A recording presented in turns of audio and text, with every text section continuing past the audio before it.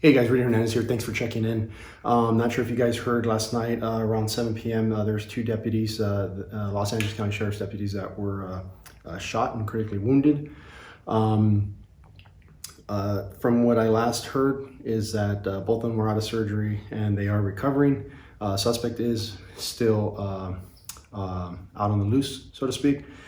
Little disclaimer, everything I'm about to pretty much talk on and speak on has nothing to do with the deputy as far as what they did wrong, what they should have done, anything like that. So just wanted to put that out there. It's interesting, just had a conversation yesterday morning specifically regarding this officer safety. So I wanted to make a real quick video, jump into it right away.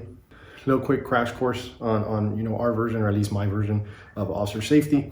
Mindset, awareness, and desire to live, or will to survive. We're going to break those down real quick. So mindset, first and foremost, accept the fact there is somebody out there that wants to kill you. We don't know when they're coming, and we don't know who they are.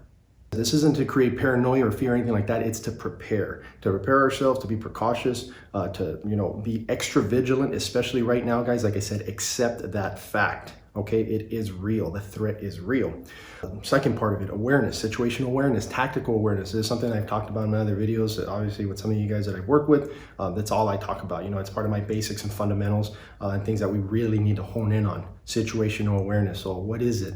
It's obviously being aware of your surroundings, being aware of who's around, who's in the area, where's our cover, where's our concealment, if this happens, where are we running to, things like that. Situational awareness. So if we see people, what are we watching for? We're watching for hands. Remember what I said, hands. Hands is what's going to reach for weapons, hands going to reach for knives and things like that. This is what's going to kill you, hands. So watch for hands.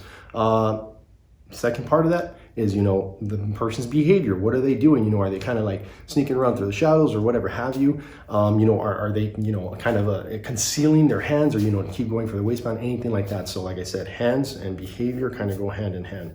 So desire to live or will to survive. That was one of the things that we were big on in the department that I was with, is the will to survive. That got ingrained in us literally as second nature, as far as, heaven forbid, you find yourself in a violent confrontation or some sort of shooting or anything to that effect. You want to have that mindset. You want to have that drive, that will to whatever happens, no matter if the odds are stacked against you, you keep pushing forward. You fight, you stay in the fight, no matter what. You got to remember, these people are trying to take you from everything that you've worked for, from your family, your loved ones, or whatever it is, and you're not going to let them. And I know it sounds dramatic or whatnot, but the thing is that's the intensity you have to have if you find yourself in that violent confrontation where they brought the fight to you and they're trying to take your life. Like I said, this is something serious, guys. Situation that happened last night, it's not the first. Obviously, this hit close to home, so to speak. But it's something that's happening all across the U.S. And this is my, message to you guys is, be safe out there, guys. Take this stuff seriously. Other than that, I don't think I got anything else. I appreciate you guys. Thank you, and stay safe. Don't fuck with me on this. It may save your life.